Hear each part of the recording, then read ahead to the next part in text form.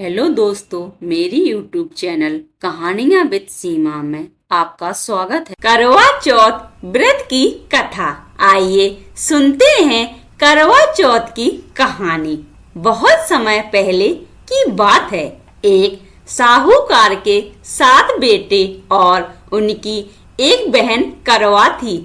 सभी 7 भाई अपनी बहन से बहुत प्यार करते थे, यहाँ तक कि वे पहले उसे खाना खिलाते और बाद में स्वयं खाते थे। एक बार उनकी बहन ससुराल से मायके आई हुई थी।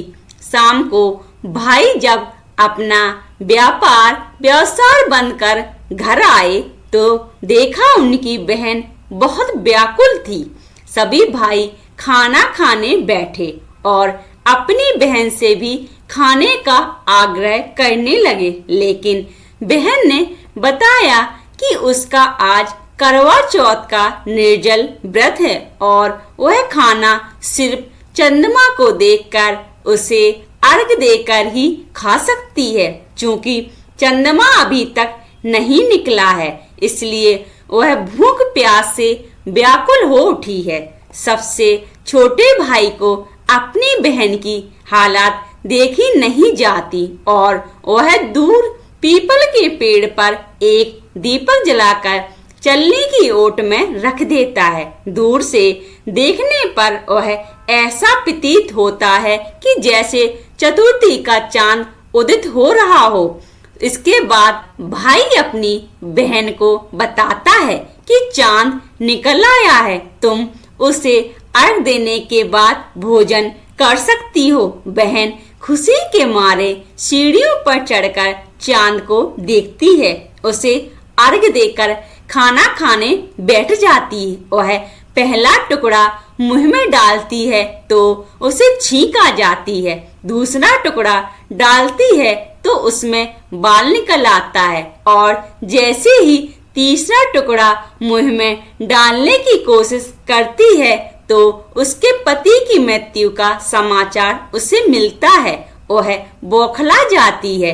उसकी भाभी उसे सच्चाई से अवगत कराती है कि उसके साथ ऐसा क्यों हुआ।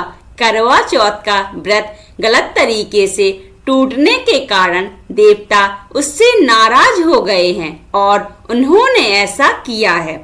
सच्चाई जानने के बाद करवा निश्चय करती है कि वह अपने पति का अंतिम संस्कार नहीं होने देगी और अपने सतुत्व से उन्हें पुनर्जीवन दिलाकर रहेगी। वह पूरे 1 साल तक अपने पति के शव के पास बैठी रहती है, उसकी देखभाल करती है। उसके ऊपर उगने वाली सुईनुमा घास को वह एकत्रित करती जाती है। 1 साल बाद फिर करवा चौथ का दिन आता है। उसकी सभी भाभियां करवा चौथ का व्रत रखती हैं। जब भाभियां उससे आशीर्वाद लेने आती हैं तो वह प्रत्येक भाभी से एम सुई ले लो, पियर सुई दे दो, मुझे भी अपनी जैसी सुहागन बना दो, ऐसा आग्रह करती है। लेकिन हर भाभी उसे अगली भाभी से आग्रह करने का कह चली जाती है। इस प्रकार जब 6ठे नंबर की भाभी आती है तो करवा उससे भी यही बात दोहराती है। यह भाभी उसे बताती है चूंकि सबसे छोटे भाई की वजह से उसका व्रत टूटा था, अतः उसकी पत्नी में ही शक्ति है कि वह तुम्हारे पति को दोबारा जीवित कर सकती है। इसलिए जब वह आए तुम उसे पकड़ लेना और जब तक वह तुम्हारे पति को जिंदा ना कर दे उसे नहीं छोड़ना। ऐसा कहकर वह चली जाती है। सबसे अंत में छोटी भाभी आती है। करवा उनसे भी सुहागन बनने का आग्रह करती है, लेकिन वह टाल मटोली करने लगती है।